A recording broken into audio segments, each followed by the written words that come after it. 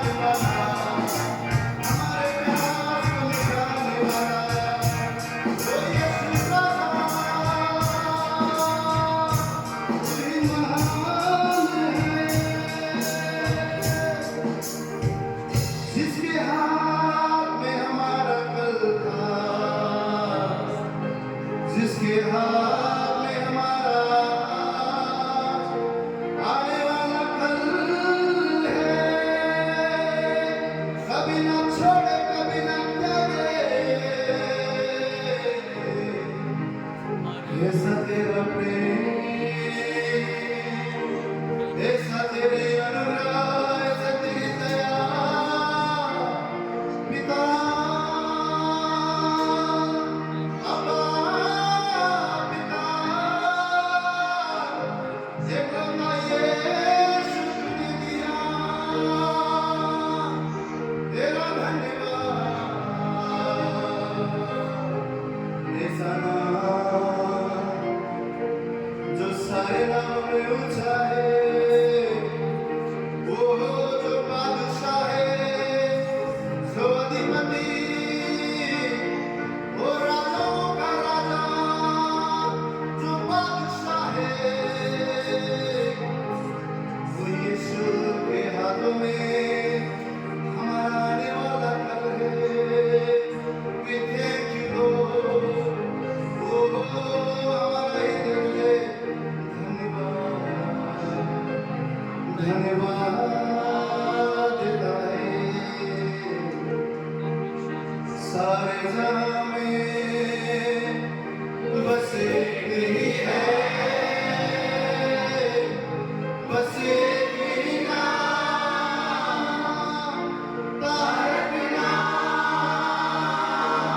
कोई दिमाग नहीं, कोई भी शब्द नहीं, और कहीं जीवन नहीं प्रभु तेरे सिवा। सारे जहां में बस एक ही है, बस एक ही नाम, तारक नाम। जय जय राम, यीशु नाम,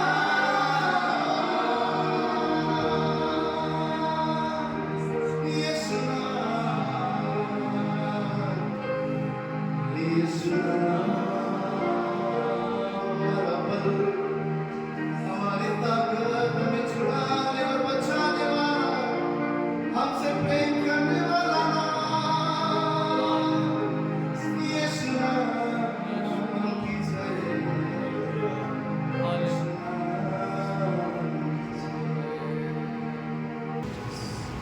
आइए हम जोरदार तालियों का अर्पण हमारे जीवित परमेश्वर को दें। जैसे अगला गीत कहता है, तेरे नाम में है चंगाई। सच में हर दिन हम अपनी उसकी चंगाई को अपने जीवनों में देखते हैं, हर दिन उसके अनुग्रह को हम अपने जीवनों में देखते हैं। जैसे नीचे वाली लाइन कहती है, सर्वश्रेष्ठ है वो नाम, क्योंकि हम सब जानते हैं हमारे परमेश्वर के जैसा और कोई परमेश्वर नहीं। वो ऊंचे पे विराजमान है, उसके जैसा ना कोई था, ना कोई है और ना कोई होगा। सच में उसके अनुग्रह के लिए, उसके वायदों के लिए हम धन्यवाद करते हैं, जो हर दिन हमें नई सामर्थ को और नई बल को देते हैं। हर दिन हम अपने जीवनों में उसकी उपस्थिति को हम देख पाते हैं, हर दिन हम उसकी चंगाई को अपने शरीरों में देख पाते हैं, कि हम एक हर दिन नए बल को, नई सामर्थ को पाते हैं, और हम उसको नाम को धन्यवाद देते हैं। क्योंकि हम जानते हैं जब हम उससे दूर थे तो हमारा जीवन कैसा था, और आज हम उसके निकट हैं तो हमारा जीवन कैसा है। क्योंकि हम देख पाते हैं कि हर संडे हम उसके भवन में आते हैं, हम अपने धन्यवाद के शब्द उसके चरणों में लेकर आ पाते हैं। और सच में प्रभु हम धन्यवाद करते हैं कि आज आपने हमें योग्य बनाया, कि आज हमें मुखों में हमेशा आपने शब्द दिए हैं, जिसके द्वारा हम आपकी महिमा करते हैं। सच में आज हम जान पाते हैं कि उसके जैसा और कोई नहीं, वो ऊंचे पे विराजमान है। और इस गीत को गाएं, तेरे नाम में है चंगाई, तेरे नाम में है रिहाई। जिसने भी मांगा तुझसे, यीशु तू देता उसे। जिसने भी मांगा तुझसे, यीशु तू देता उसे। यीशु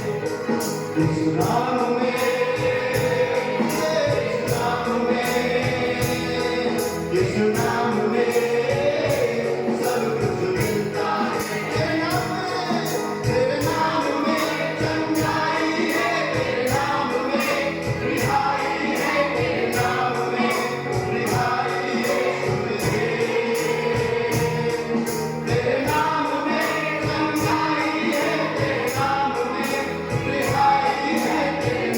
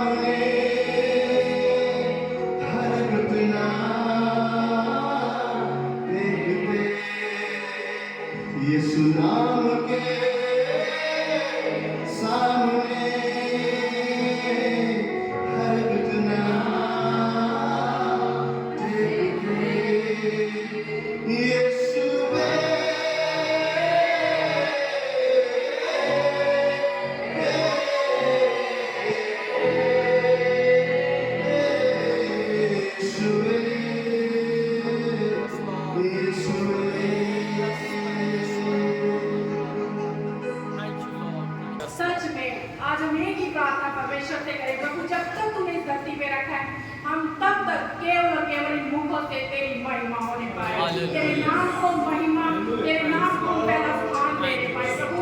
कभी भी हमारे मैं नहीं, केवल और केवल आप हमसे दिखने पाए कि ताकि जहाँ भी हम जाएं केवल और केवल हम आपकी ज्योति बनकर चमकने पाए। क्योंकि ऐसे ऐसे बड़े कार्य उसने हमारे जीवनों में किए हैं कि अगर हम लिखने बैठे तो शायद नोटबुक्स कम पड़ जाए, पेन कम पड़ जाए, क्योंकि हर दिन हम उसके अनुग्रह को अपने जीवन में देख पाते हैं। क्योंकि वो कहता है जह नसीब हूँ मैं, पूर्ण उम्मीद हूँ मैं। सच में आज वो हमारी उम्मीद है, वो आज हमारा जह नसीब है। सच में इसका मीनिंग है कि वो हम पर अनुग्रह करता है और सच में हम विश्वास करते हैं कि उसने हम पर अनुग्रह किया है, इसीलिए आज हम यहाँ हैं और हम जीवित हैं। क्योंकि कई लोग उसके भवन में नहीं है, कई लोग उसको जानते हुए उससे दूर हैं, लेकिन आज ये उसका अनुग्रह हम पर हुआ है कि आज हम उस सब मिलकर उसकी महिमा कर पा रहे हैं और उसका अनुग्रह हम सब के लिए काफी है। तो आइए हम इस गीत को गाएं कि हम मांगना नहीं कुछ भी बाकी, क्योंकि उसकी मेहरबानियां ही हैं जो हमारे जीवनों में बहुत ज्यादा है। तो इसलिए हम उसको अपने हाथों को उठाकर उसके नाम की महिमा करें और उस गीत को गाएं, जह नसीब हूँ मैं, पूरी उम्मीद हूँ मैं। तेरी आँखों की पुतली हूँ, तेरे हाथों से बना हूँ, तेरे रूप सा बना हूँ, तेरे प्यार का सिला हूँ, तेरे पंखों के तले हूँ, तेरे ख्यालों में हूँ, तुझसे ही मैं जुड़ा हूँ, तुझ में ही मैं जिंदा हूँ। इसलिए हम इसमें नसीब है, हम पर अति अति अति महान करुणा हुआ है। आइए मिलकर सलातों में कहें, जय नसीब हूँ मैं, पुरुमीद हूँ मैं, तेरे करीब यीशु, खुश नसीब हूँ मैं, जय नसीब हूँ मैं, पुरुमीद हूँ मैं, तेरे करीब यीशु, खुश नसीब हूँ मैं। ओ तेरी बारगाह में बिक जाए सारी उम्र, तेरी बारगाह में बिक जाए सारी उम्र, इबादत में बन जाऊं यीशु नाम लेकर करे, इबादत में बन जाऊं यीशु नाम लेकर, तेरी बारगाह में बिक जाए सारी उम्र, तेरी बारगाह में बिक जाए सारी उम्र, इबादत में बन जाऊं यीशु नाम लेकर, इबादत में बन जाऊं यीशु नाम लेकर, इबादत में बन जाऊं यीशु नाम लेकर, इबादत में बन जाऊं यीशु नाम लेकर। जय नसीब हूँ मैं, पुरुमीद हूँ मैं, तेरे करीब यीशु, खुश नसीब हूँ मैं, जय नसीब हूँ मैं, पुरुमीद हूँ मैं, तेरे करीब यीशु, खुश नसीब हूँ मैं।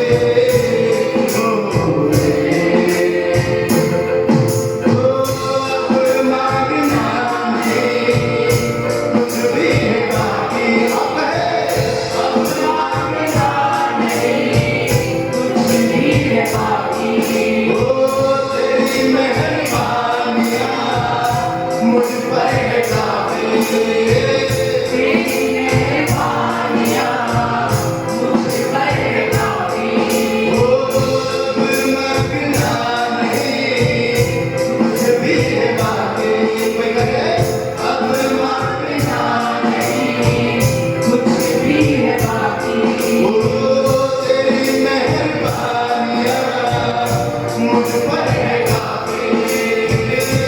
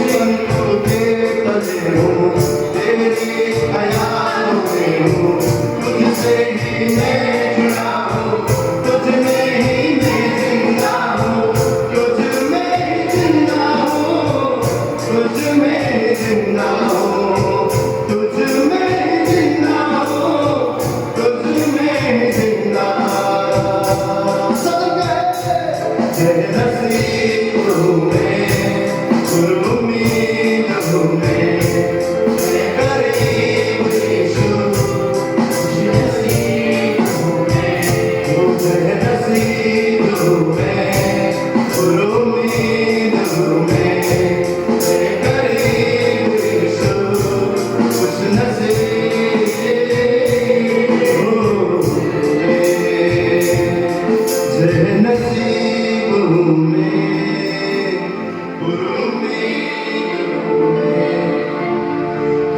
गरीब यीशु खुश नसीब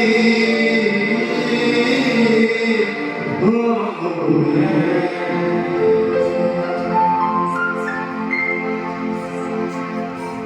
आइए हम एक जोरदार तारीफ हमारे परमेश्वर को दें। सच में आज हम उसकी आंखों की पुतली हैं। वो हमें संभाल के रखता है। वो हमारे आंसू को अपने कुप्पी में इकट्ठा करता है। और सच में जैसे गीत कहता है, तेरी दया कभी कम ना हो। सच में उसका वचन कहता है, जिन पर मैं दया करना चाहूँ उन पर दया करता हूँ, जिन पर कृपा करना चाहूँ उन पर कृपा करता हूँ। और सच में आज उसने अपने बच्चों के जीवन में दया और कृपा अनुग्रह हर दिन करता है। इसके लिए हम उसका धन्यवाद करते हैं। और आइए हम इस गीत को गाएं प्रभु और उसको धन्यवाद करें कि सच में परमेश्वर तेरी दया हर दिन हमारे जीवनों में बढ़ती जाए प्रभु, और हम कम होते जाए। इन गीतों के द्वारा केवल तुझे महिमा मिलने पाए। तो इस गीत को गए, तेरी दया कभी कम ना हो। नाराजगी में करे मेरी प्यार से ढाके मेरी गलतियां, रखे मुझको अपने पंखों तले, हर नादी में हर तूफान में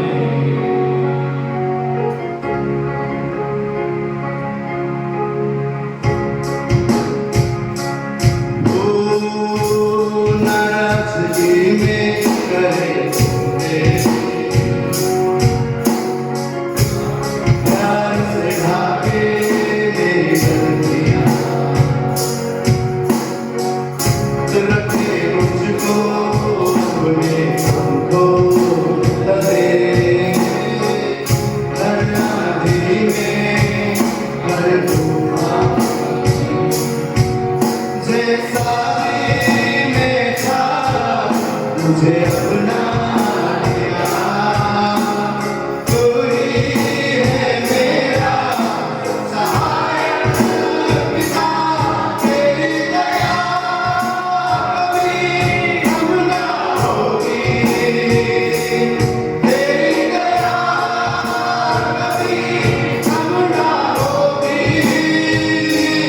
तेरी दया कभी कम ना होगी।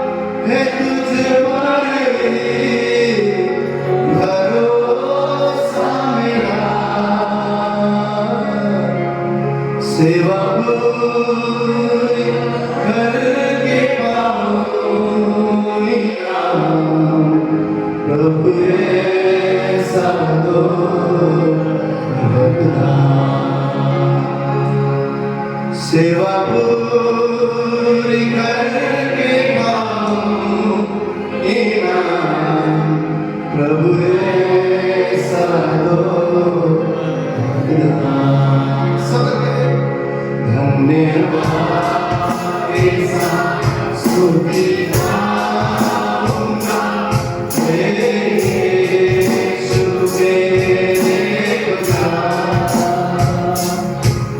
उद्धार के बेशुमार कोटि कोटि स्तुति धन्यवाद धन्यवाद के साथ स्तुति गाऊंगा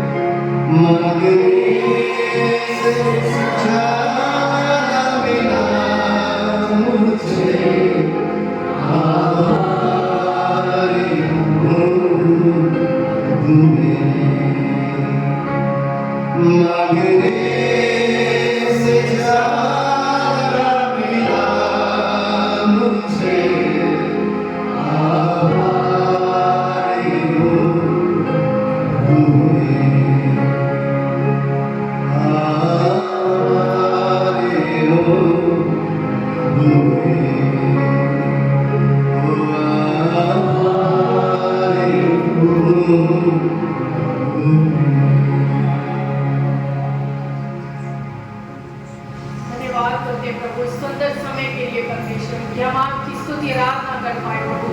धन्यवाद करते हैं परमेश्वर प्रभु कि आपके बच्चे आपकी महिमा कर पाए, आपके नाम को धन्यवाद दे पाए परमेश्वर। सच में प्रभु योग्यता से बढ़कर आज आपने हमारे जीवनों में दिया है परमेश्वर। आपने बहुत ही मेहरबानियां प्रभु आपने हमारे जीवनों में की है, इसके लिए धन्यवाद करते हैं प्रभु। हर एक बनी आशीष के लिए प्रभु हम धन्यवाद करते हैं परमेश्वर प्रभु। धन्यवाद करते हैं कि आज इन मुखों में परमेश्वर आपने शब्द दिए हैं प्रभु, जिसके द्वारा प्रभु हम आपकी महिमा कर पाते हैं प्रभु। धन्यवाद करते हैं परमेश्वर हर एक बातों के लिए प्रभु। मैं प्रार्थना करते हैं परमेश्वर इस प्रभु आज के वचन के लिए प्रभु, जो तेरा दास लेकर आएंगे परमेश्वर, आप उनका करो अभिषेक करना परमेश्वर प्रभु, ताकि हम उस वचनों के द्वारा प्रभु आज हम तृप्त होने पाए परमेश्वर, ताकि हम उन वचनों को सुने नहीं लेकिन हम उन जीवनों में अपने लेकर उन वचनों को चलने वाले परमेश्वर। आज हमें ऐसा कान देना परमेश्वर प्रभु, ताकि हम सुन सके परमेश्वर। हमें ऐसा हृदय देना परमेश्वर, ताकि हम आपके वचनों को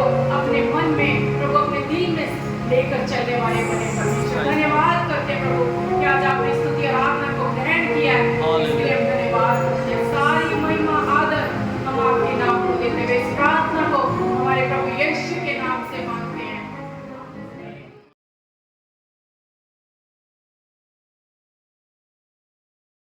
विषय का पुस्तक 8वां अध्याय को शब्द निकालेंगे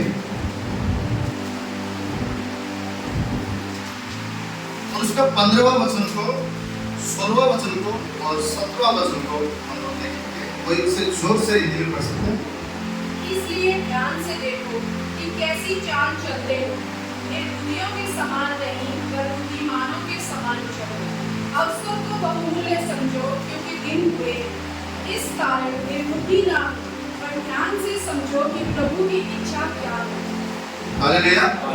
मैं चाहता हूं कि हम सब एक साथ इसे पढ़ेंगे। 15वां अध्याय को हम सब एक साथ पढ़ेंगे। इसीलिए ध्यान से देखो कि कैसी चाल चलते हो, निर्बुद्धियों के समान नहीं पर बुद्धिमानों के समान चलो। अवसर को बहुमूल्य समझो क्योंकि दिन बुरे हैं। इस कारण निर्बुद्धि ना हो पर ध्यान से समझो कि प्रभु की इच्छा क्या है। हालेलुया।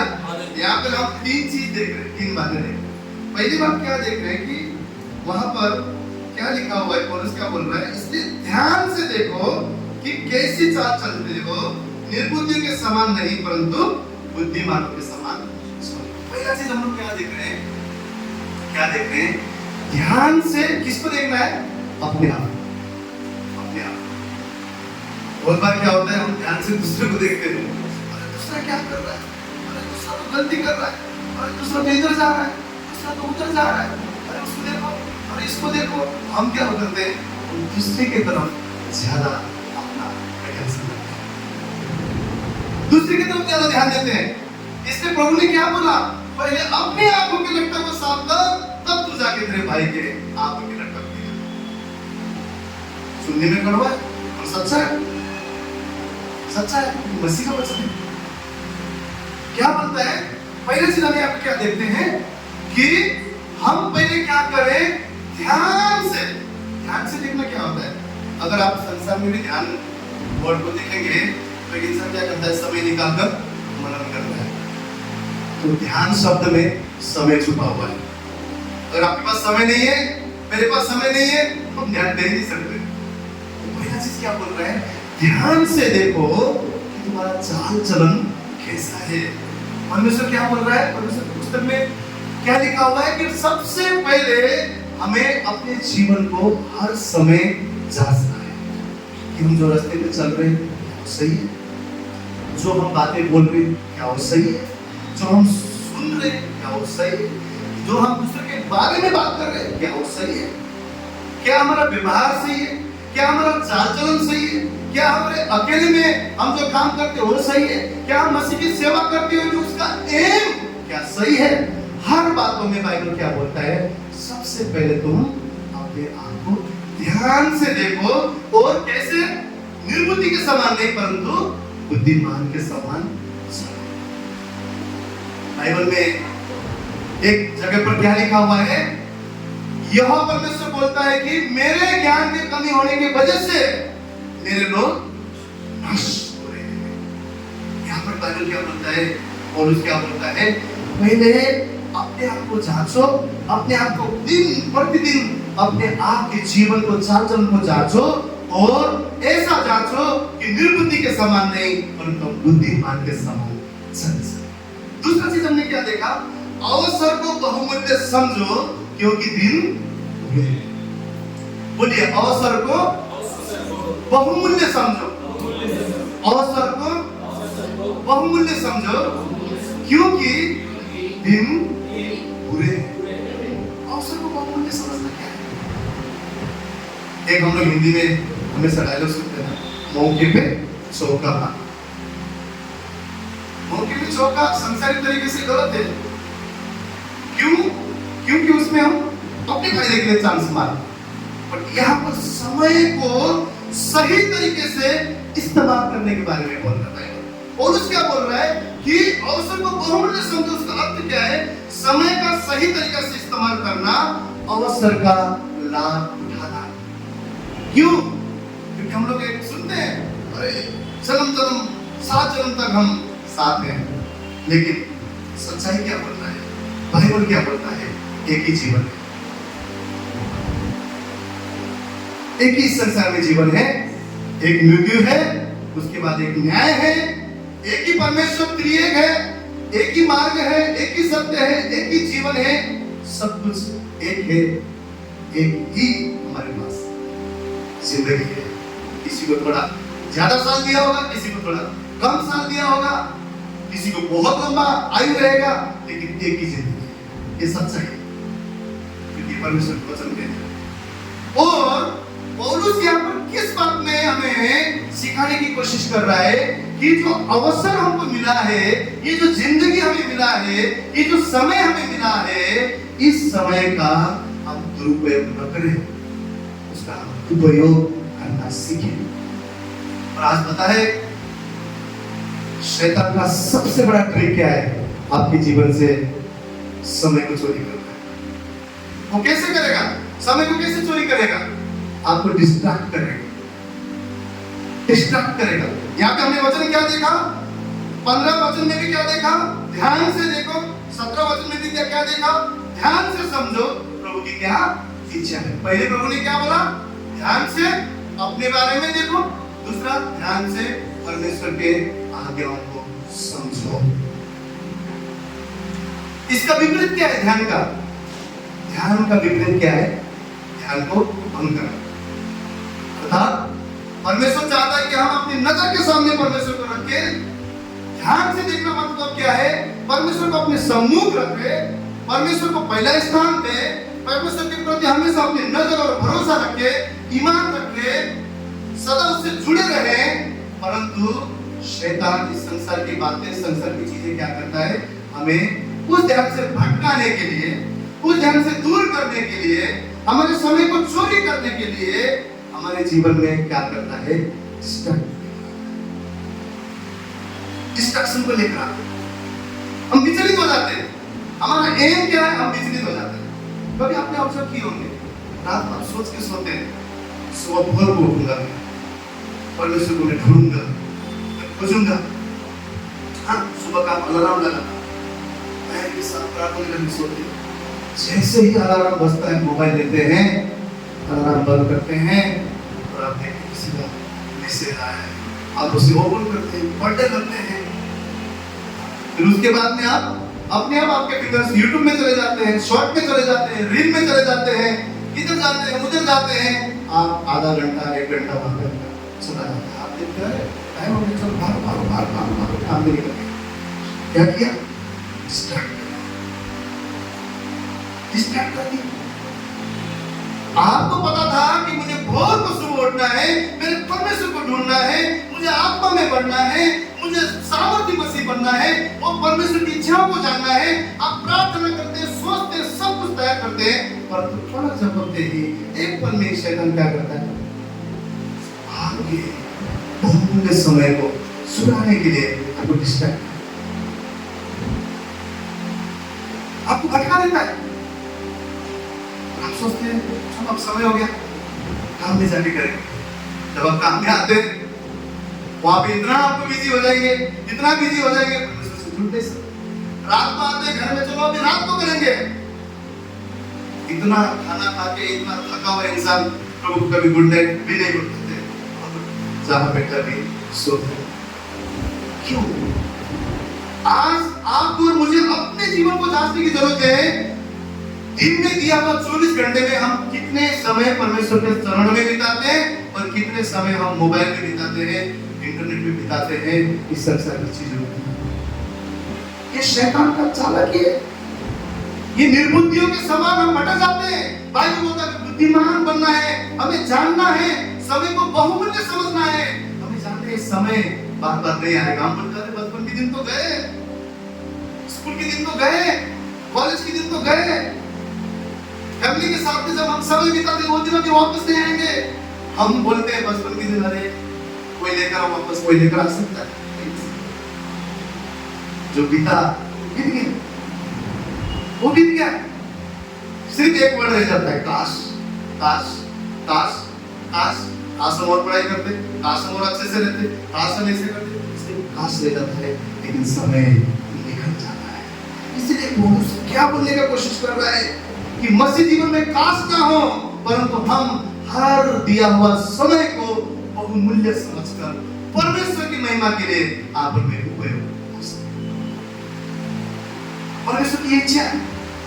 इसलिए हम लोग अगर वचन देखते हैं कि बाइबल में क्या लिखा हुआ है, कुलिस्सियों का अध्याय 3 अध्याय उसका 2 वचन में, पृथ्वी पर की नहीं परंतु स्वर्गीय वस्तु पर ध्यान लगाओ। किसे यहाँ पर ध्यान वर्ड का इस्तेमाल किया हुआ है। क्या बोल रहा है?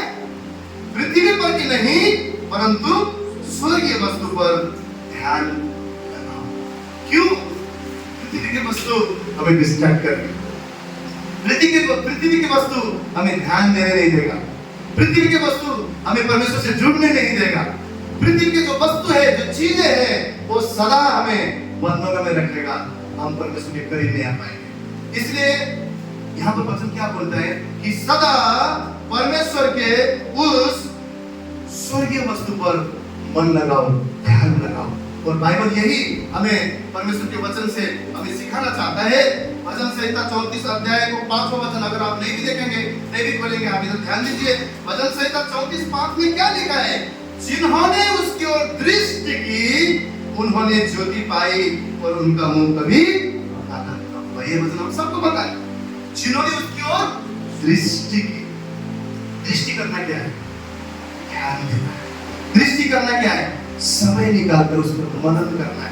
दृष्टि करना क्या है? उसके चरणों में बैठकर प्रभु को बात करते, यहाँ हूँ, उसके हुजूरी में आना, उससे दृष्टि करना है, ध्यान देना है। और शैतान क्या करता है? हमारे ध्यान को भटकाने के लिए हमारे समय को चुराना कोशिश करता है और हमें डिस्ट्रैक्ट करना शुरू करता है। आज आप और मेरे लिए भी सवाल है, हम दिए हुए समय में कितने बार प्रार्थना करते हैं, कितनी बार पवित्र शास्त्र को पढ़ते हैं, कितनी बार प्रभु से कहते हैं, प्रभु ये सुबह मैं तेरे हुजूर में आया हूँ, मुझसे बात कर, मैं यहाँ हूँ, मैं तेरी उपस्थिति में हूँ, मैं तुझे ढूंढना चाहता हूँ, मैं तुझे खोजना चाहता हूँ, तू मेरे सम्मुख रहे प्रभु। हम कितने बार कहते हैं? हमें पता तक नहीं चलता कि हम इतने सारे चीजें करके टाइम पास करते हैं कि हम समय को पूरी तरह से खर्चा कर देते हैं, दुरुपयोग करते हैं, सोचते तक नहीं है। इसलिए और इस बात को हमारे जीवन के लिए यहाँ पर बहुत ही ज्यादा गंभीर रीति से बोल रहा है। जो समय आप और मुझे मिला है, उस समय का हमें सही रीति से उपयोग करना है। जो मौका मिला है उसको बहुमूल्य समझकर उसका इस्तेमाल परमेश्वर के राज्य में। क्योंकि एक और वचन संहिता कोई निकालेगा, 16वां अध्याय उसका 8वां वचन, वचन संहिता 16वां अध्याय उसका 8वां वचन कोई पढ़े। मैंने यहोवा को निरंतर अपने सम्मुख रखा है, इसलिए कि वह मेरे दाहिने हाथ रहता है, मैं कभी न डरूंगा। क्या लिखा है? मैंने अपने सम्मुख किस पर रखा है? यहोवा को रखा है। और उसके बाद क्या होता है? इससे पढ़िए। इसलिए कि वह मेरे दाहिने हाथ रहता है, मैं कभी न डरूंगा। कभी ना डगमगाऊंगा, कभी ना डिस्ट्रैक्ट होऊंगा, कभी ना डगमगाऊंगा, कभी भी इधर उधर नहीं। क्यों? क्योंकि मैंने यहोवा को अपने आंख के सामने रखा है। मतलब मैंने मनन किया है, मैंने ध्यान दिया है, मैं उसके संग बैठा हूँ, मैं उसको समय देता हूँ, मैं उसको चरण में बैठता हूँ, मैं उससे कहता हूँ प्रभु तुम मुझसे बात कर, सदा मेरी दृष्टि मेरे यहोवा परमेश्वर पे है, इसीलिए मैं नहीं डर पाऊंगा, नहीं डर पाऊंगा। और शैतान क्या करता है, हमारे दृष्टि में जो सब परमेश्वर है उसको हटाने के लिए बहुत सारे ऑब्स्टिकल्स, बहुत सारी चीजें हमारे बीच में लेकर आता है और हमें डिस्ट्रैक्ट, हमें इधर उधर फंसा देगा। हम बोलेंगे बिजी हूँ, बिजी हूँ, बिजी हूँ, बिजी हूँ, बिजी हूँ, बिजी हूँ, प्रार्थना के लिए भी समय नहीं है, बाइबल पढ़ने के लिए समय नहीं है, ओ ये जिम्मेवारी है, वो जिम्मेवारी है। आपका मन रहेगा ना, आप बिजी शेड्यूल में भी परमेश्वर से प्रार्थना करेंगे। आपका मन रहेगा, आप सुबह भोर उठ के भी, आप जब कभी कहीं ट्रैवलिंग कर रहे हैं, आप ऐसे बोलते हैं क्या, अरे मेरा 4 बजे का ट्रेन है, चलो मैं बिजी हूँ, 5:30 को जाऊंगा। जब मूवी थिएटर में कोई जाता है, 3 बजे का शो है तो 2:30 बजे वहां पे पहुंच जाता है, क्यों? कुछ भी छूटना नहीं चाहिए। वो ऐसा बोलेगा नहीं मैं 3:30 को जाऊंगा आराम से, नहीं, बाकी सब चीजों के लिए हम समय देते हैं और एक बहाना सदा करते हैं, तो मीटिंग किसने नहीं आता है, बहुत बिजी हूँ, मैं प्रार्थना नहीं कर सकता क्योंकि मैं बहुत बिजी हूँ। आप किसी और के लिए नहीं, मैं किसी और के लिए नहीं, आप अपने आप को सवाल करने की जरूरत है कि हम कितना प्रार्थना करते हैं, कितना समय निकालते हैं, हम कितने परमेश्वर से जुड़े हुए हैं। यहाँ पर क्या बोलते हैं वचन संहिता, मेरे आंखों के सामने मैंने उसको रखा है ताकि मैं डगमगा ना जाऊं, ताकि मैं फंदे में ना पड़ जाऊं, ताकि मैं डिस्ट्रैक्ट ना हो जाऊं। सदा मेरे परमेश्वर को मैंने सम्मुख रखा हुआ है। आपका और मेरा काम क्या है, मैं सदा शैतान के युक्तियों को जानकर और उसने हमें जो बोला, समय को दुरुपयोग न करो, उपयोग करो, उस बात को मैं जानकर, बुद्धिमान मनुष्य समय को दुरुपयोग नहीं करेगा। इसका सीधा सीधा अर्थ है, बुद्धिमान मनुष्य समय का उपयोग करेगा, उपयोग करेगा। मैं ऐसे नहीं बोल रहा हूँ हमें काम करना नहीं, हमें फैमिली चलाना है, हमें काम करना है, हमें जिम्मेवारी है, बहुत सारी चीजें, लेकिन उसके अलावा का समय हम कहाँ दुरुपयोग कर रहे हैं, कितना समय हम इंटरनेट में दुरुपयोग कर रहे हैं। हाँ, आप घर में बैठे हैं, चलो 15 मिनट के बाद हम प्रेयर शुरू करेंगे, टीवी होता है, जब आप टीवी खोलते हैं सीरियल देख लेते हैं, और सीरियल के बाद ऐसे ऐसे डायलॉग उसमें शुरू होते हैं, ऐसा सस्पेंस शुरू होता है, मूवी देखते हैं ऐसा सस्पेंस शुरू होता है, वो 15 मिनट 20 मिनट हो गया, 30 मिनट हो गया, आधा घंटा हो गया, 1 घंटा हो गया, अरे बाप रे खाना बनाने का टाइम हो, चलो स्टार्ट करो। शैतान को जो करना था, संसार की अभिलाषा जो करना था, शरीर का अभिलाषा जो करना था, हमारे जीवन में क्या करेगा, हमारा समय को उसने चुरा लिया। प्रभु बात करने वाला था और प्रभु अपने योजना को बोलने वाला था। जब तक हम परमेश्वर से जुड़े नहीं रहेंगे तब तक हम बोल ही नहीं सकते कि परमेश्वर ने मुझसे बात किया। जब हम उससे जुड़े रहेंगे, जब हम उसके सुनने के लिए बैठेंगे, जब हम समय निकालेंगे, प्रभु मैं सब कुछ छोड़कर यहाँ हूँ, तुम मुझसे बात कर, तब प्रभु बात करेगा। शैतान क्या करता है, डिस्ट्रैक्ट करता है, पृथ्वी की चीजें डिस्ट्रैक्ट करता है। कभी कभी हम शैतान को दोष देते हैं, लेकिन यहाँ पर पृथ्वी की बातें आपको मुझे डिस्ट्रैक्ट करता है, हमारा खुद का मन भी हमें डिस्ट्रैक्ट करता है।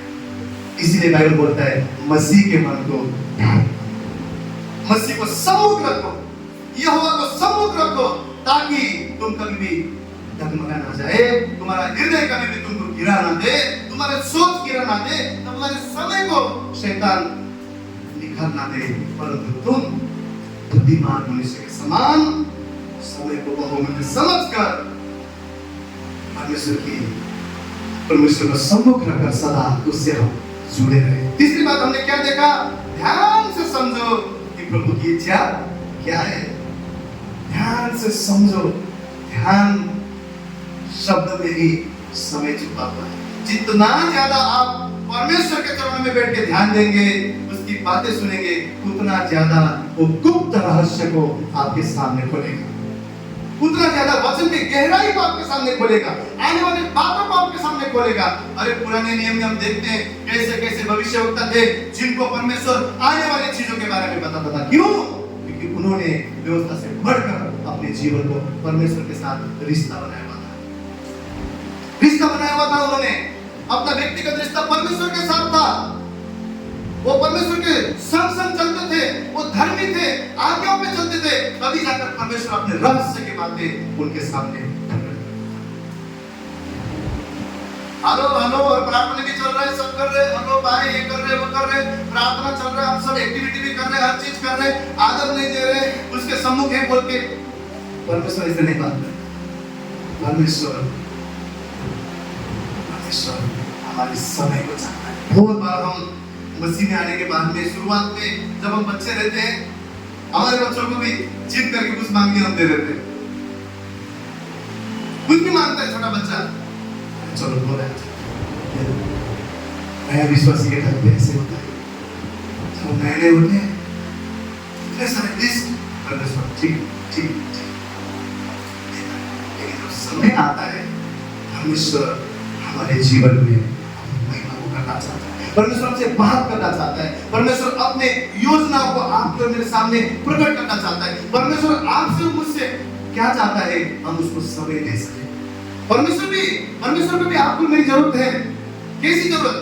वो चाहता है कि आप और मैं समय निकाल कर उसके चरण में बैठे, उसके भेद की बातों को जाने, उसकी मर्जी को जाने और उसके राज को इस संसार में फैला सके। ये परमेश्वर की मर्जी है, परमेश्वर की इच्छा है। पर आपसे और मुझसे परमेश्वर इसलिए कहता है कि सदा आप बहुमूल्य समय को समझे और उससे जुड़े रहे। यीशु मसीह ने क्या कहा? तुम मुझसे अलग होकर तुम कुछ भी नहीं कर सकते हो, कुछ भी नहीं कर सकते हो। यूहन्ना की पुस्तक में क्या बोला यीशु मसीह ने? अगर एक डाली पेड़ से अलग हो जाएगा, वो डाली फल ला सकता है? नहीं ला सकता। आप उनमें तभी फल ला सकते हैं जब हम निरंतर परमेश्वर से जुड़े रहेंगे। कोई भी संसार की बातें हमें डिस्ट्रैक्ट नहीं करेगा, संसार की वस्तुएं हमें डिस्ट्रैक्ट नहीं करेगा, हमें डगमगाएगा नहीं, परंतु हम अटल रहकर हमारे परमेश्वर को सम्मुख रखकर उसकी बातें हम सुनते हैं। एक बहुत अच्छा उदाहरण हम लोग देख सकते हैं लूका रचित सुसमाचार 10वां अध्याय 38 से लेकर 42 वचन को हम पढ़ेंगे। लूका रचित सुसमाचार 10वां अध्याय 38 से 42 क्या बोलता है? जब वे जा रहे थे तो एक गांव में गया और मार्था नामक एक स्त्री ने उसे अपने घर में उतारा। ये सब जानते हैं। मरियम नामक उसकी एक बहन थी, वो प्रभु के चरणों में बैठकर उसका वचन सुनती थी, परंतु मार्था सेवा करते करते घबरा गई और उसके पास आकर कहने लगी, हे प्रभु, क्या तुझे कुछ भी चिंता नहीं कि मेरी बहन ने मुझे सेवा करने के लिए अकेला ही छोड़ दिया? इसलिए उससे कहा कि मेरा सहायता करे। प्रभु ने उसे उत्तर दिया, मार्था, हे मार्था, तू बहुत बातों के लिए चिंता करती हो, घबराती है, परंतु एक बात आवश्यक है और उस उत्तम भाग को मरियम ने चुन लिया है जो उससे छीना ना जाए। हालेलुया। इसका अर्थ क्या है कि जब यीशु मसीह मार्था और मरियम के घर में आए तो मार्था क्या करने लगी? अरे प्रभु आए, चलो भाई कुछ अच्छा बनाएंगे, कुछ ये करेंगे, वो करेंगे, घर को सजाएंगे, हाँ प्रभु खुश कर देंगे प्रभु को, बहुत कुछ हो करने देंगे। मरियम क्या करती है? यीशु के चरणों में बैठती है, उसकी बातों को सुनती है। इसका अर्थ क्या है? उसको सम्मुख रखकर उस पर ध्यान लगाती है, उस पर ध्यान देती है, अटेंशन देती है। आज हम कलीसिया में होते हैं, हमारा अटेंशन कहीं और रहता है। आज हम प्रार्थना में रहते हैं, हमारा ध्यान कहीं और रहता है। आज हम बाइबल लेके बैठते तो हैं, परंतु हमारा मन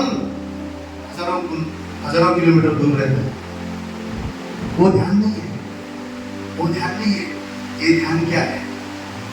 मन से, आत्मा से, सच्चाई से उसकी हुजूरी में बैठकर उसकी बातें सुनना।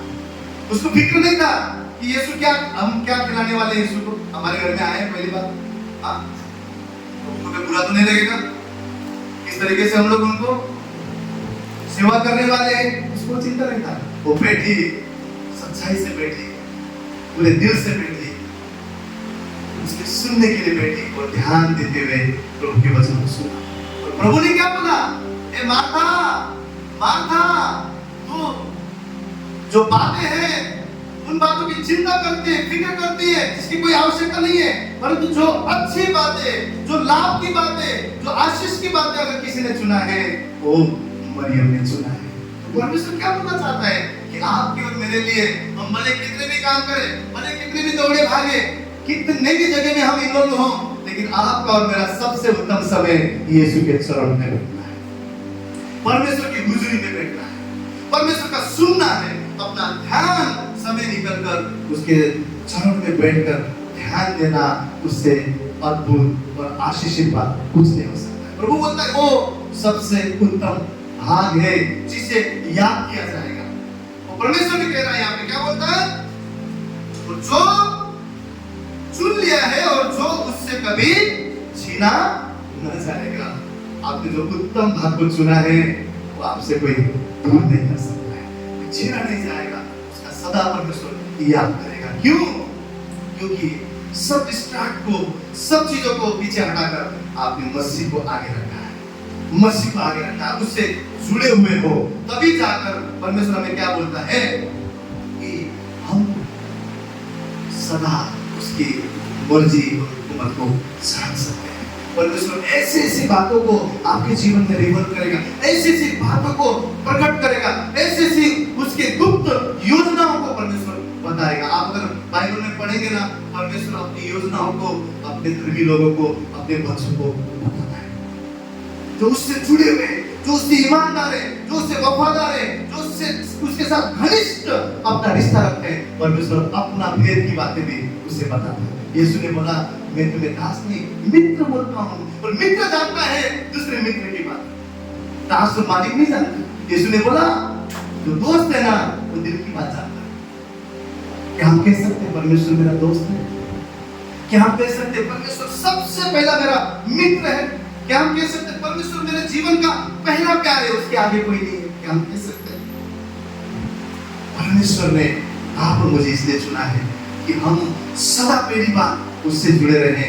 दूसरा चीज क्यों चुना है, वो वचन को आज पढ़ने वाले हैं, सबसे निकलेंगे। प्रेरितों के काम उसका पहला अध्याय,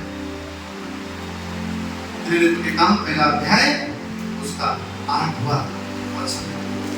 पहला चीज हमने क्या सीखा, परमेश्वर क्या चाहता है कि हम परमेश्वर से जुड़े रहे, हमारा ध्यान कहाँ हो, परमेश्वर के साथ, ताकि परमेश्वर की मर्जी को, इच्छा को हम जान सके। और दूसरा चीज उसकी वजह से क्या होने वाला है, आइए हम पढ़ेंगे प्रेरितों के काम पहला अध्याय उसका 8वां वचन को कोई पढ़े प्लीज। परंतु जब पवित्र आत्मा तुम पर आएगा तब तुम सामर्थ पाओगे, और यरूशलेम और सारी यहूदिया सारे सामरिया में पृथ्वी के छोर तक मेरे गवाह हो। क्या लिखा है, शब्द एक साथ पढ़ेंगे। परंतु जब पवित्र आत्मा तुम पर आएगा तब तुम सामर्थ पाओगे, और यरूशलेम और सारे यहूदिया और सामरिया और पृथ्वी के छोर तक मेरे गवाह होंगे। आपके मुझे क्यों परमेश्वर से बने रहना है, परमेश्वर से जुड़े रहना है? क्योंकि परमेश्वर ने कार्य आपको मेरे लिए सौंपा हुआ है। परमेश्वर से अब सिर्फ मांगने मांगने मांगने नहीं, देने का समय, क्या उत्तम समय। पहला चीज परमेश्वर ने दे सिखा। दूसरा चीज, हमारा जीवन क्या बनेगा, गवाह। तो यहाँ पर हम लोग पहला बात देखेंगे कि तुम पर पवित्र आत्मा जब आएगा तुम सामर्थ को पाओगे। अर्थात इसका मतलब क्या हुआ कि सामर्थ के बिना हम गवाह नहीं बन सकते, परमेश्वर की सामर्थ। तो पहला चीज हमने क्या देखा, सामर्थ को पाएंगे। ये कब बात हो रहा था, जब यीशु मसीह जी उठते हैं, है ना, जब स्वर्ग में जाने वाले थे, उनके चेले इकट्ठा हुए थे, तो तब यीशु मसीह उन चेलों के साथ में जब स्वर्गारोहण होने वाले थे, तो उनको कहते हैं कि जाऊंगा पिता से विनती करके पवित्र आत्मा भेजूंगा। उस समय क्या बोलते हैं यीशु मसीह, वो जो पवित्र आत्मा तुम पर आएगा ना, वो तुमको सामर्थ देगा, पहला चीज। और दूसरा चीज क्या करेगा तुमको, और तुम सामर्थ पाओगे। और सबसे पहले कहाँ गवाह ठहरेंगे हम, बोले कहाँ, यरूशलेम। कहाँ गवाह ठहरेंगे, यरूशलेम क्या है, जहां पे चेलों का घर, यीशु का घर, अर्थात यरूशलेम हमें क्या दिखाता है, अपना शहर, अपना घर।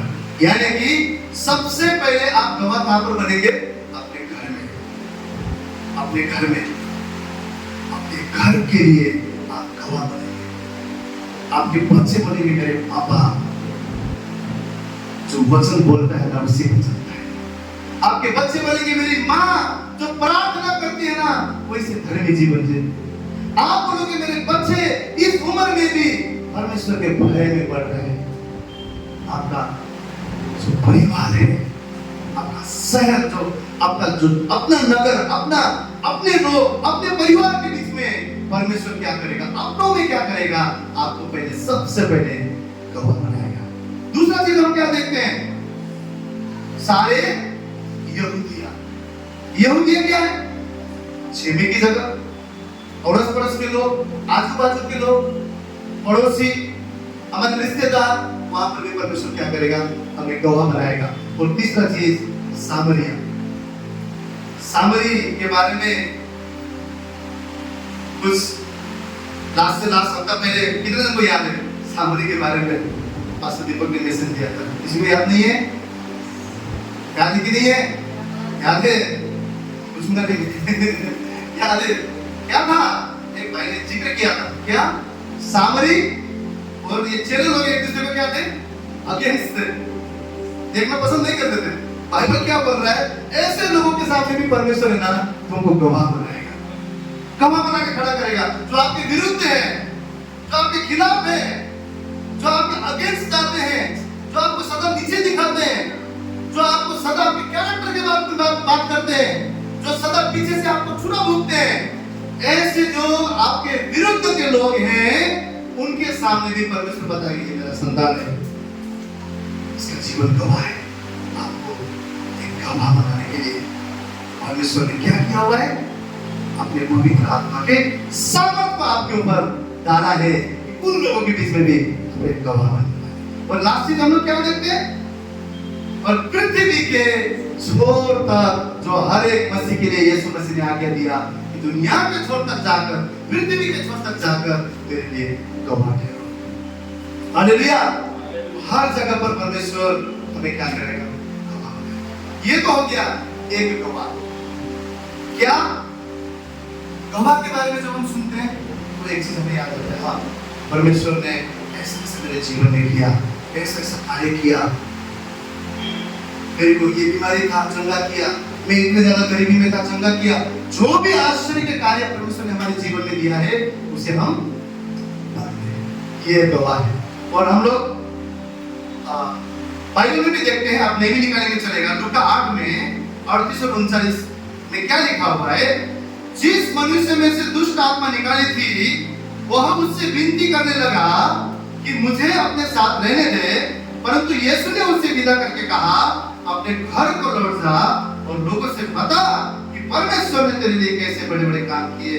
और जाकर सारे नगर में प्रचार करने लगा कि यीशु ने मेरे लिए कैसे बड़े बड़े काम किए। अगर आप नया अध्याय को देखेंगे, बहुत सारे जगह में प्रभु यीशु ने मसीह ने जब किसी को चंगा किया तो क्या बोला है, चुप रहो, बोलो मत, किसी को भी मत बता।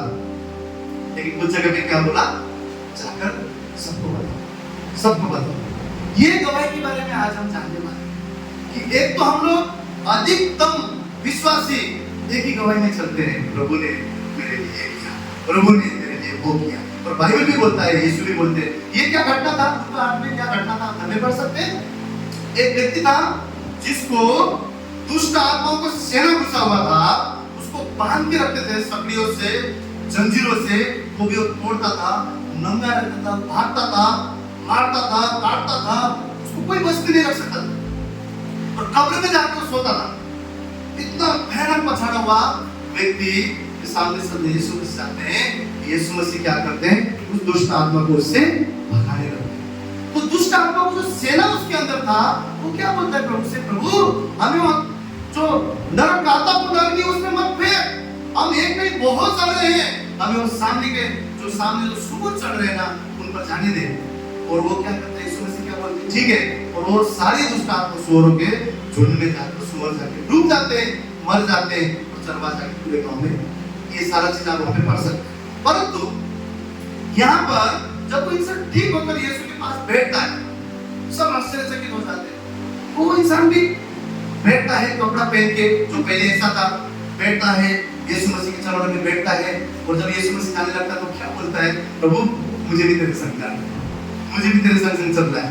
तो यीशु मसीह उसको क्या बोलते हैं, उसे विदा कर देते हैं। तो यहाँ तक कि ठीक है, जाके अपने लोगों में जाके, उस गांव में जाके, उस जगह पर जाके तो क्या कर, परमेश्वर ने मुझे चंगा किया है, परमेश्वर ने मुझे आजाद किया है, इस गवाही को जाकर तू नगर में बांट।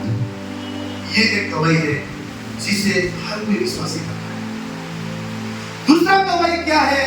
दूसरा गवाही जिसके लिए भी पवित्र आत्मा का सामर्थ्य हमें जरूरत है। दूसरा गवाही आपका और मेरा जीवन का चाल चलन है। आपका और मेरा जीवन का चाल चलन, आपका और मेरा जीवन, जो बाइबल कहता है कि तुम मसीह में नया सृष्टि हो, ये नया जीवन आपका और मेरा परमेश्वर के लिए गवाह है। बहुत बार हम लोग परमेश्वर के कार्य को वर्णन करते हैं, बहुत बार हम लोग परमेश्वर के अद्भुत चीजों को वर्णन करते हैं, लोगों को बताते हैं, लेकिन हमारा जीवन परमेश्वर के नाम की बढ़ाई नहीं करता। हमारा चाल चलन परमेश्वर के नाम की बढ़ाई नहीं करता। हमारा स्वभाव पुराना स्वभाव है, हमारा चाल चलन पुराना ही है। यीशु मसीह ने कहा, जो कोई मसीह में है वो नया सृष्टि है। नया पुस्तक में गलतियों में क्या लिखा 2:20 में कि मैं मसीह के साथ क्रूस पर चढ़ाया गया हूं। अब मैं में नहीं, मतलब क्रूस पर मर गया हूं। अब मैं में नहीं, परंतु मुझ में क्या है? मसीह जीवित है। ये गवाह है। सबसे बड़ा गवाह कौन है? प्रभु यीशु मसीह। पिता को कोई जानता था? नहीं जानता था। परमेश्वर के प्यार को कोई जानता था? नहीं जानता था। परमेश्वर के वो जो आचरण को कोई जानता था? नहीं जानता था। यीशु मसीह धरती में आकर क्या बोला? जिसने मुझे जाना उसने पिता को भी जान लिया है, जिसने मुझे पहचाना उसने पिता को भी पहचान लिया है। क्यों? क्योंकि वो एक गवाह बनकर इस धरती में। यीशु मसीह को हम देखते हैं तो उनका जीवन पिता की गवाही के लिए इस दुनिया में था। उस सूली पर प्रभु यीशु मसीह ने क्या किया?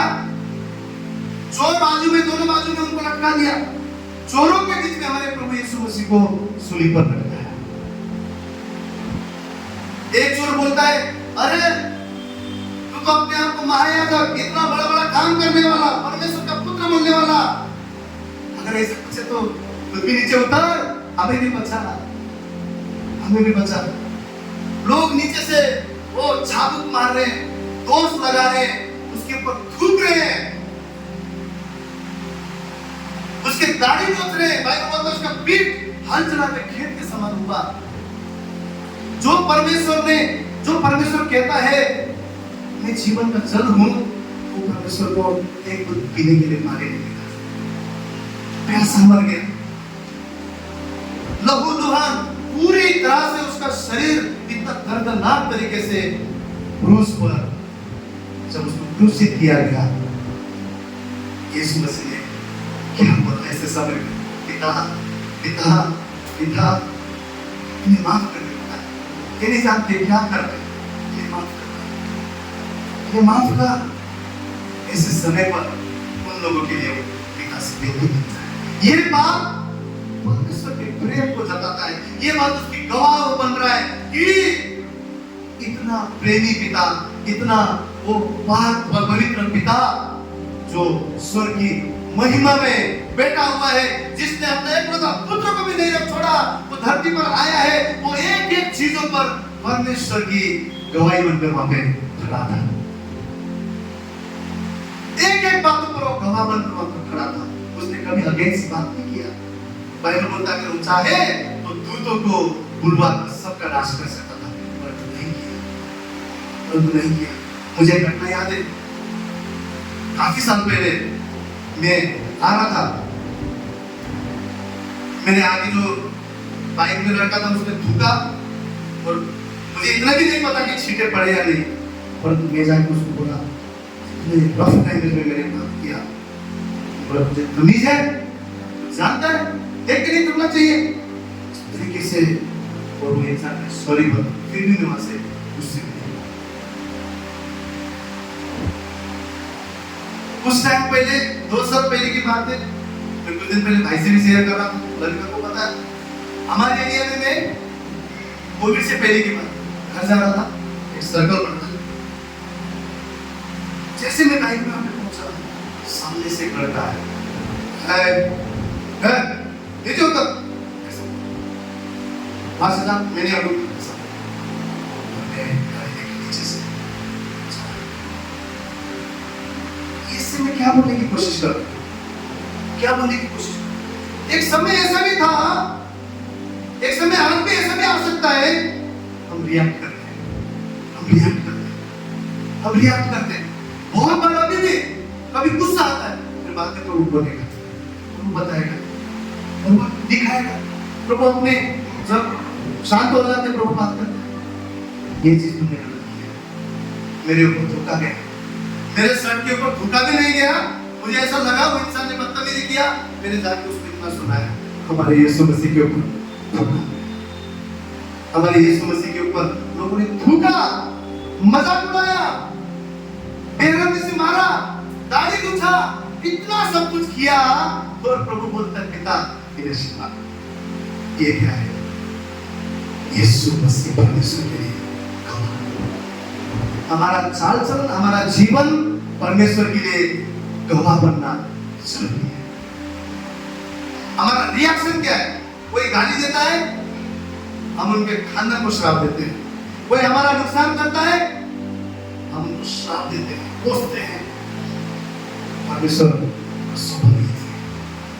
नहीं चाहता, परमेश्वर क्या चाहते हैं कि हम सदा उस पर मनन करके, सदा उसको ध्यान देके, सदा उसको पहले स्थान में रख के, सदा उसकी बातों को सुनकर हमारा चाल चलन, बाइबल में अभी हमने सबसे शुरुआत में क्या पढ़ा कि हमारा इस प्रकार हमारे जीवन के में ध्यान रहे कि हमारा चाल चलन कैसा है, हम बुद्धिमान के साथ चले, और उसके द्वारा हम इस संसार के लिए गवाह बन सके। गवाह सिर्फ ये नहीं है कि परमेश्वर ने ये किया, परमेश्वर ने ये किया, गवाह आपको और मेरे जीवन में। मैं यहाँ से प्रचार करूं और जाकर इस वचन में ना चलूं, मैं गवाह नहीं। मुझे इस वचन में चलने की जरूरत है, आपको इस वचन में चलने की जरूरत है। हम इतने मीठे गीत गाते हैं, इतने सुर लगा के गाते हैं, और छात्र उतना ही कड़वा, उतना ही रफ, उतना ही दूसरे को गिराने वाला ऐसा बोलते हैं। गवाह नहीं है, मसीह के गवाह नहीं, मसीह के गवाह कौन है?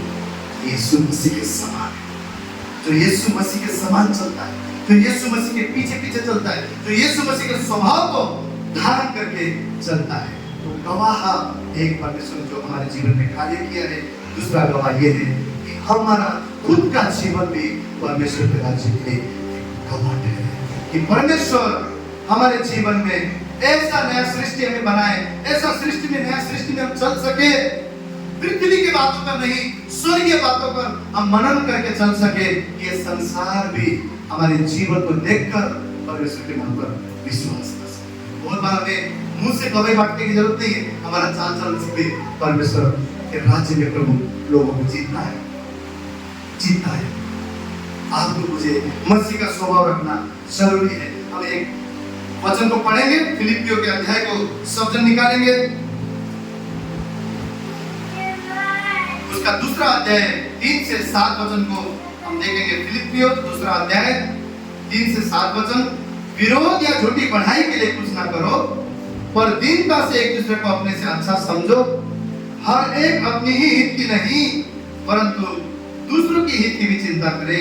जैसा मसीह यीशु का स्वभाव था, वैसे ही तुम्हारा भी स्वभाव हो, जिसने परमेश्वर के स्वरूप में होकर भी परमेश्वर के तुल्य होने को अपने वश में रखने की बात को न समझा, वरन अपने आप को ऐसा शून्य कर दिया और दास का स्वरूप धारण किया और मनुष्य के समानता में हो गया। पहला चीज हम यहाँ पर क्या देखते हैं? परमेश्वर के स्वभाव में एक नम्रता को देखते हैं। नम्रता अगर हमारे अंदर परमेश्वर के समान रहेगा, हम एक दूसरे को सदा उठाने वाले बनेंगे। हम जीवन के इस जीवन में रहते हुए परमेश्वर के गवाह बनेंगे, क्योंकि नम्रता यीशु मसीह का स्वभाव है। उस नम्रता को आपको मुझे धारण करके प्रभु के लिए हमें एक गवाह बनने की जरूरत है। दूसरा चीज हम लोग पहला पत्रस पहला अध्याय को देखेंगे, जो बोल सकते बोले। पहला पत्रस पहला अध्याय 15 और 16 वचन क्या बोलता है? पर जैसा तुम्हारा बुलाने वाला पवित्र है, वैसा ही तुम भी अपने सारे चाल चलन में पवित्र बनो, क्योंकि लिखा है कि पवित्र बनो क्योंकि मैं पवित्र। दूसरा स्तंभ क्या देख रहे हैं? यीशु मसीह पवित्र है। अपने सारे चाल चलन में आपको और मुझे पवित्र रहने की जरूरत है, हमें जांचने की जरूरत है। हमारे कोई जो जीवन के दीवार है उसमें कोई ईंटें बाहर आके हमारे ढांचे को खराब तो नहीं कर रहा है। हर दिन अपने आप को दुरुस्ती करने की जरूरत है, अपने आप को सही करने की जरूरत है। तो यहाँ पर परमेश्वर क्या बोलता है कि तुम्हारे बुलाने वाला पवित्र है, वैसा ही तुम भी अपने सारे चाल चलन में क्या बनो? पवित्र। और तीसरा चीज हम लोग क्या देखते हैं? कुलुस्सियों की पुस्तक को हम लोग पढ़ेंगे। कुलुस्सियों दूसरा अध्याय उसका 6वां और 7वां वचन पढ़े। कुलुस्सियों उसका दूसरा अध्याय 6 और 7 वचन। और तो जैसे तुमने मसीह यीशु को प्रभु करके ग्रहण कर लिया है, वैसे ही उसमें चलते हो और उसी में जड़ पकड़ते और बढ़ते जाओ, और जैसे तुम सिखाए गए वैसे ही विश्वास में दृढ़ होते जाओ और अधिकाधिक धन्यवाद करते हो। हालेलुया। क्या बोला? वैसे ही परमेश्वर में बढ़ते जाओ और परमेश्वर के स्वरूप में, परमेश्वर के आचरण में बढ़ते जाओ। और वो क्या है? प्रेम। क्या है? यीशु मसीह ने ऐसा प्रेम किया, ऐसा आचरण रखा, अपने दुश्मनों को भी, अपने शत्रुओं को भी प्रेम किया। एक जगह पर क्या होता है, जब यीशु मसीह को पकड़ने वाले आते हैं, पतरस क्या करता है? तलवार पर लेके खाली खा देता है। इसका अर्थ क्या है? रिएक्शन। रिएक्शन। जो मसीह में मर गया है, उसको कोई 100 गाली भी देंगे तो भी हमारे जीवन से रिएक्शन नहीं करना चाहिए।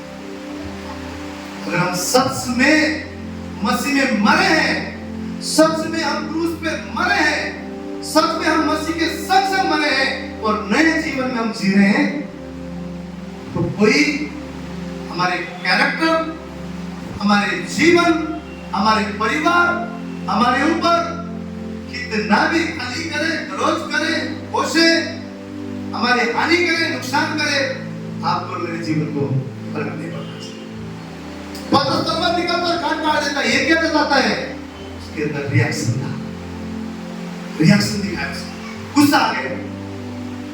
मसीह में अगर आप और मैं मरे हैं, मसीह में ही हम जी उठे हैं, तो आपका मेरा स्वभाव यीशु मसीह के समान होगा। और यीशु मसीह ने क्या किया? जो तलवार से जीता है वो तलवार से ही मरता है। उस कान को पकड़ के तुरंत लगा के दुश्मन के कान को लगाकर चंगा कर। इसका अर्थ क्या है? यीशु मसीह क्या करना चाहता है? तलवार से जिएगा, तलवार से मरेगा। प्रेम सबसे बड़ा उपाय है, प्रेम सबसे बड़ा हथियार है। प्रेम, परमेश्वर हमें एक ही चीज सिखाता है वहां पर भी, प्रेम के द्वारा अगर जियोगे, प्रेम के द्वारा ही स्वर्ग में परमेश्वर के सामने उठा लिए जाओगे। यीशु ने कहा, स्वर्गदूत के समान बोली बोलो, दुष्ट आत्मा को भगाओ, अन्य भाषा में बात करो, बड़े बड़े कार्य करो, आश्चर्य के कार्य करो, परंतु अगर तुम में प्रेम नहीं है, तुम जीरो है, तुम संचार करके जांच हो, मैं तुम्हें नहीं जानता। यीशु मसीह कहता है परमेश्वर का प्रेम, बाइबल बोलता है आखिरी के दिन में कम होते जाएगा। सवाल है, क्या वो प्रेम आप में है? क्या वो प्रेम, क्या परमेश्वर का स्वभाव आप और मेरे अंदर है?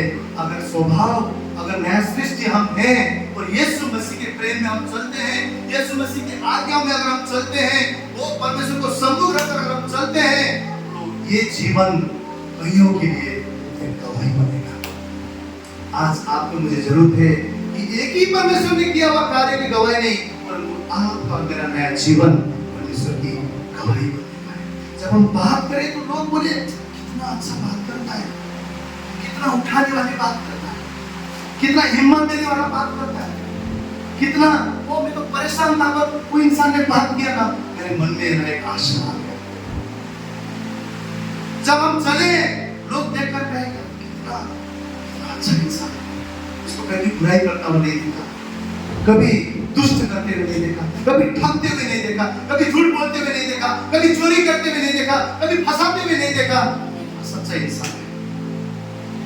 जब हम किसी से व्यवहार करें, कोई हमारे अगेंस्ट भी हो जाते हैं, तो हम क्या करें? रिएक्शन नहीं करना है, हमें पलट कर बदला नहीं लेना है। परमेश्वर बोलता है बदला लेना मेरा काम, युद्ध लड़ना मेरा काम, आपको मुझे क्षमा करने का काम दिया है। परमेश्वर चाहता है कि हम यीशु मसीह के समान नया जो सृष्टि हमें परमेश्वर ने बनाया है, हमारा पुराना स्वभाव को, बाइबल क्या बोलता है कि पुराने सारी जो बातें हैं, अगर हम लोग देखते हैं कुलुस्सियों के पुस्तक में, अगर तीसरा अध्याय आप घर में जाके पढ़ते हैं तो वहां पर क्या लिखा हुआ है? पृथ्वी की चीजें जो पुराना जीवन है ना, उस मनुष्य तक को, उस पुराने जीवन को उखाड़ कर फेंक दो बोलता है, निकाल कर फेंक दो बोलता है, और नया जीवन को धारण करो बोलता है। नया जीवन क्या है? मसीह है। नया जीवन क्या है? मसीह का आचरण है। नया जीवन क्या है? मसीह का स्वभाव है। नया जीवन क्या है?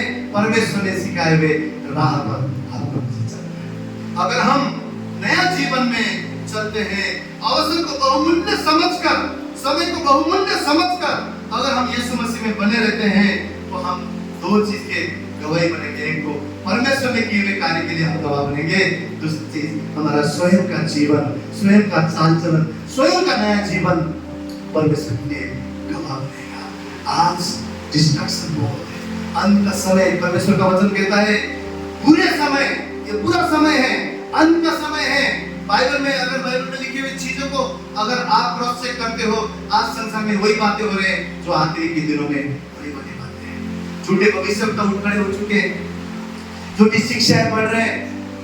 बाइबल बोलता है आखिरी के दिनों में खान पान होगा, खाने पीने में लोग ज्यादा ध्यान देंगे, शादियां होंगे, ये होगा, वो होगा। आज के दिन देखिए, आप ऑब्जर्व कीजिए अपने जगह को, हर जगह खाना पीना ज्यादा है, खाना पीना ही ज्यादा है, मौज मस्ती ज्यादा है, सब कुछ है, ये है, वो है। संसार में प्रेम ठंडा है, देश देश पर युद्ध कर रहा है, वो आक्रमण कर रहा है। आज तक वो युद्ध अभी तक खत्म नहीं हुआ है, अभी भी चल रहा है। भूखमरी हो रहा है, बाढ़ आ रहा है, भूकंप आ रहा है, प्रेम ठंडा हो रहा है। कलीसिया के अंदर से झूठे भविष्यवक्ता खड़े हो चुके हैं। कोई बोलता है मैं ये हूँ, मैं वो हूँ, झूठा प्रचार कर रहा है, झूठे वचन को बांटा जा रहा है, लोगों के बीच में कुछ भी परोसा जा रहा है।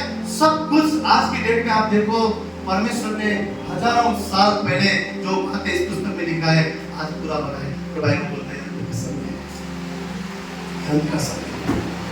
ध्यान का समय, हम कहाँ डिस्ट्रैक्ट हो रहे हैं, हमारा समय हम कहाँ बर्बाद कर रहे हैं। आज हमें सोचने और समझने की जरूरत है। यीशु मसीह जब आएगा, वहां पर बहुमूल्य समय को नहीं मान सकते, सब कुछ चुटकी बजाते होने वाला है। वहां पर कोई समय नहीं तैयारी करने के लिए। जब यीशु मसीह दिव्य आसमान में आएगा, उसने क्या बोला? दो जन हल जोतते हुए रहेंगे, उसमें से एक उठा लिया जाएगा। दो जन सोए हुए रहेंगे, उसमें से एक उठा लिया जाएगा। हो सकता है कोई ड्राइविंग कर रहा है, दो जन हैं, दो पायलट है, एक उठा लिया गया, एक छोड़ दिया गया। ऐसा चीजें होगा, दो में से एक उठा लिया जाएगा, एक छोड़ा जाएगा। एक कौन उठा लिया जाएगा? जो बुद्धिमान होकर अपने सम्मुख परमेश्वर को रखकर, वो सदा परमेश्वर पे अपने आप को, उसके बातों को सुनकर, समझकर, समय देकर, वो सदा उसके लिए गवाह बनकर, ना सिर्फ उसने किए हुए चमत्कारों को, अपने जीवन को भी गवाह बनाकर, जो अपने आप की तैयारी कर रहा है, जो अपने आप की तैयारी कर रहा है, परमेश्वर बोलता है उसमें उठाना। समय बहुत करीब है, समय बहुत नजदीक है। ये वचन केवल आपके लिए नहीं, सबसे पहले मेरे लिए है। जब दिख रहा था तो धन्यवाद इस वचन के लिए, इससे बात है। वचन आता है, हमें सुनकर छोड़ना ही नहीं, परंतु जब वचन आता है उसमें हमें चलने की कोशिश। बोल रहा है समय बहुत नजदीक है, वो समय को बहुमूल्य समझो। ये जीवन बार बार नहीं रहने वाला है, ये समय बार बार नहीं आने वाला है। परमेश्वर ने जो हमें समय दिया है, उसका हम उपयोग करना सीखें, सही तरीके से उसका हम उपयोग करना सीखें। हम जाने, हम सोचें कलीसिया के लिए मैं क्या कर रहा हूँ, मसीह के लिए मैं क्या कर रहा हूँ। कितने लोग आज नरक की राह पर हैं, वो जिन्हें आप देखते हैं, उनके लिए क्या आप दुआ करते हैं? क्या आप सोचते हैं कि प्रभु मुझे मौका दे, मैं जाकर इन पर तेरे किए हुए बातों को बताऊं, मेरे जीवन को बताऊं, तेरे गवाही को बताऊं? क्या प्रभु ने नहीं बोला संसार की छोर तक जाओ? क्या हम उस बात की फिक्र करते हैं? क्या हम फिक्र करते हैं? या अपने ही चीजों में हम इतने उलझे हुए हैं, इतने बिजी हैं, इतने व्यस्त हैं। परमेश्वर कहता है मैं तुम्हें पवित्र आत्मा का सामर्थ्य दूंगा और तुम मेरे गवाह ठहरोगे। आज हमारा जीवन गवाह होना दूर की बात है, हम अपने आप में इतने बिजी हैं कि वो सामर्थ्य भी हमारे ऊपर है, उसको भी हम जान नहीं पाते। इतना हम डिस्ट्रैक्ट है, कलीसिया के अंदर है। अगर कोई प्रचारक बोलता है यीशु मसीह चौथा दिन में नहीं उठा, तो भी आमीन बोल के उसको विश्वास करते हैं। क्यों? क्योंकि हम हमारा व्यक्तिगत रिश्ता परमेश्वर के साथ में नहीं बना। जहां से हम सुनते विश्वास कर लेते हैं, ओ ये सेवक ने ऐसा बोला, ओ वो बलिदास ने ऐसा बोला, ओ उसने हाथ लगाया, ओ इसने पैर लगाया, ओ इसने ये किया, ऐसे काम हुए, ये हुए, वो हुए। सब कुछ हम देखते हैं, सब कुछ हम सुनते हैं, हमारा पर्सनल रिश्ता परमेश्वर के साथ में है ही नहीं। सब कुछ हम बोलते हैं परमेश्वर ने ये किया और वो किया, माझा जिंदगी मध्ये असं झालं तसं झालं, सब हम बोलते हैं, परंतु हमारा जीवन गवाही है, हम दिखा नहीं सकते। आज परमेश्वर आपसे मुझसे चाहता है कि हम समय निकालें, हम ध्यान दें, उसके चरणों में बैठे, उसकी सुने। बहुत हम बोलते हैं ये सेवक ने बोला, परमेश्वर ने मुझसे बात किया, परमेश्वर ने आपसे मुझसे बात किया, क्या हमें उतना समय दे कि परमेश्वर हमसे बात कर सके? कोई तो ये भी विश्वास नहीं करते कि परमेश्वर बात करता है। जब हम बैठेंगे तभी वो बात करेंगे, जब हम समय देंगे तभी उसकी बात को हम जान पाएंगे। परमेश्वर नो डाउट अपने सेवकों के द्वारा भी बात करता है, परमेश्वर नो डाउट मीटिंगों में बात करता है, परमेश्वर नो डाउट अलग अलग तरीके से बात करता है। लेकिन क्या आप घुटने में आकर कहते हैं प्रभु पिता तू मुझसे बात कर, तू मेरे सिचुएशन में बात कर, मेरी जिंदगी के हालत में बात कर, मेरे परिस्थिति में बात कर, मैं यहाँ हूँ, मेरे कंडीशन ये, मैं ऐसा इंसान हूँ, तू मुझसे अभी बात कर। क्या कैसे क्या हम इतना समय दे सकते हैं? क्या पिता के साथ वो घनिष्ठ संबंध हमारा है? क्या यीशु के साथ हमारा घनिष्ठ संबंध है कि हम उसके चरण में बैठे मरियम के समान, और यीशु कहे इसलिए उत्तम भाग को चुन दिया। आज में बैठ के सोचने की जरूरत है हमारा समय हम कहाँ बर्बाद कर रहे हैं, कहाँ बर्बाद कर रहे हैं। आज मोबाइल के बिना इतने छोटी बच्ची भी रह नहीं सकती, बड़ों की तो दूर की बात,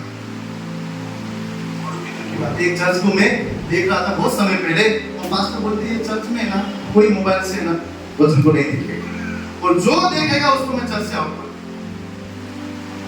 डिसिप्लिन बहुत सुंदर अच्छा लगा। क्यों?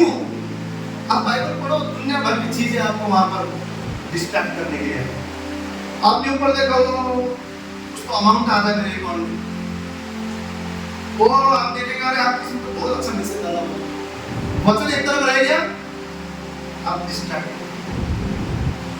आज का वचन ये है, ध्यान से देखो, ध्यान से समझो। प्रभु ये बोल रहा है शुरुआत से, ध्यान से देखो, ध्यान से समझो। तो पास्टर ने होता है इस कलीसिया में अगर कोई मोबाइल देख के बाइबल पढ़ेगा, मैं उसको कलीसिया से निकाल दूंगा। क्यों इतना स्ट्रिक्ट? क्यों इतना स्ट्रिक्ट? सोचो अगर कलीसिया के पास्टर इतने स्ट्रिक्ट हो सकता है, परमेश्वर कितना स्ट्रिक्ट। आपके बच्चा सूज में अगर गोबर लगा के आपके घर के अंदर आता है, आप बोलते हो ओए क्या? आपके साथ हम कैसे सोच के जा सकते हैं? कैसे उसको लेकर जा सकते हैं? कभी-कभी हम बोलते हैं बहुत भला है, बहुत दयालु है, कृपालु है, लेकिन मसीह को भी उसने जब पाप दुनिया का पाप उसके ऊपर था, उसने मुक्त कर दी। आपके साथ परमेश्वर समझौता नहीं कर सकता, पाप के साथ हमारा जीवन गवाह नहीं बन सकता है, पाप के साथ हम उसके लिए गवाह नहीं बन सकते हैं। इसलिए ये काम हम अपने बलबूते पे नहीं कर सकते बोल के यीशु मसीह ने कहा उस पवित्र आत्मा का सामर्थ्य जब तुम पाओगे तब तुम गवाह ठहरोगे। इस पवित्र आत्मा के सामर्थ्य को जब तुम पाओगे तब तुम गवाह ठहरोगे। इस पवित्र आत्मा के सामर्थ्य को पाने के लिए आपको मुझे ध्यान देने की जरूरत है, समय देने की जरूरत है, उसके चरणों में बैठने की जरूरत है। डिस्ट्रैक्शन को निकाल कर जो बात हमारे समय को चुरा रहा है, बुद्धिमान बनकर उन सारी बातों को दूर करके मरियम के समान बैठ उस पर फोकस करने की जरूरत है। हम समय बिताएंगे, उसके चरणों में बैठेंगे, उसकी सुनेंगे, पवित्र आत्मा का सामर्थ ऐसा हम पर आएगा कि उसके लिए हम गवाह बनेंगे, गवाह बनते जाएंगे, गवाह बनते जाएंगे। ना सिर्फ वो आश्चर्य के कार्य हमारे जीवन में करता जाएगा, परंतु हमारा जीवन भी गवाह बनते जाएगा। लोग हमारे जीवन को देखकर बोलेंगे परमेश्वर की महिमा करेंगे। यीशु मसीह ने क्या बोला? तुम्हारे जीवन को देखकर, तुम्हारे आपस के प्रेम को देखकर परमेश्वर, लोग, संसार के लोग क्या करेंगे? परमेश्वर की बढ़ाई करेंगे। वो बातें आने दीजिए हमारे जीवन में पूरा आने दीजिए। परमेश्वर के समय, वो जो परमेश्वर ने हमें जीवन दिया है, इस समय को हम यूटिलाइज करना सीखे। बुद्धिमान के समान हमारे घर के काम, हमारे अपनी जिम्मेवारी, हर एक चीज को लेकर भी हम कहाँ परमेश्वर के साथ में बैठ सकते हैं। अकेले में आप समय निकालिए, अकेले में मैं समय निकालूं, वो तो हम सुबह उठे, वो परमेश्वर के साथ में संगति रखे। हमारा घर का प्रार्थना अलग है, हमारा व्यक्तिगत प्रार्थना अलग है। यीशु मसीह ने चेलों के सामने भी परमेश्वर पिता से प्रार्थना किया, लोगों के सामने भी परमेश्वर पिता से प्रार्थना किया, लेकिन जब समय आया भोर को उठ के अकेला जाता था, अकेले जाकर भोर को, चेलों को भी नहीं लेके जाता था, अकेले जाकर पहाड़ पर जाकर पिता से उसकी मर्जी को मांगता था, उससे सामर्थ मांगता था, उससे बात करता था। क्यों जरूरी है? हम कह सकते हैं संडे तो गया ना, प्रार्थना में तो था ना, आप घंटी प्रार्थना में तो हुआ ना। आपका व्यक्तिगत रिश्ता कहाँ है? आपका व्यक्तिगत समय कहाँ है? आपका व्यक्तिगत परमेश्वर के साथ में घनिष्ठ संबंध कहाँ है? आज परमेश्वर वो संबंध आपसे चाहता है, आपसे चाहता है कि हम यही बोलते रहते हैं, किसने बात किया, उसने बात किया, ओ ये सेवक ने ऐसा बोला। परमेश्वर ने बात किया, आपको डायरेक्ट परमेश्वर बात करेगा जब आप उसकी चरणों में बैठे। जब पवित्र आत्मा के सामर्थ को आप पाने की इच्छा रखोगे, आप पृथ्वी के छोर तक आपका जीवन गवाह बनेगा, आपके परिवार में आपका जीवन गवाह बनेगा, आपके आजू बाजू में आपका जीवन गवाह बनेगा, आपके शत्रुओं के बीच में आपका जीवन गवाह बनेगा, छोर तक दुनिया के आपका जीवन, मेरा जीवन गवाह बनेगा। आइए हम यीशु के समान बने, यीशु के समान बने। हमारा अपना शरीर उस क्रूस पर चढ़ाए, मर जाए और प्रभु की बातें हमारे जीवन में नया बनते जाए। जिस प्रकार यीशु ने कहा मरे, और जिस प्रकार यीशु मसीह जी उठा, उसी प्रकार हमारा पुराना जीवन मरकर नया जीवन में हम जिए, और तभी हम कह सके कि मैं नया सृष्टि हूं। मेरे अंदर परमेश्वर की बातें हैं, परमेश्वर की चीजें हैं, और अब मेरे जीवन वहियों के लिए गवाह करेगा, आशीष देगा। हालेलुया। विश्वास करता हूं, प्रार्थना करता हूं, ये सिर्फ आपके लिए नहीं परंतु मैं और हमें से हर एक जन के लिए ये वचन आशीष बने। परमेश्वर में सहायता करे, परमेश्वर में मदद करे, इन आखिरी के दिन में इन सारे डिस्ट्रैक्शन से परमेश्वर में बचाए, लत से बचाए, बुराई से बचाए, और हम प्रभु में नया जीवन जी सके, और हमारा जीवन कईयों के लिए उद्धार का कारण बने, और कईयों के लिए हमारा जीवन आशीष का कारण बनते हुए परमेश्वर के लिए हमारा जीवन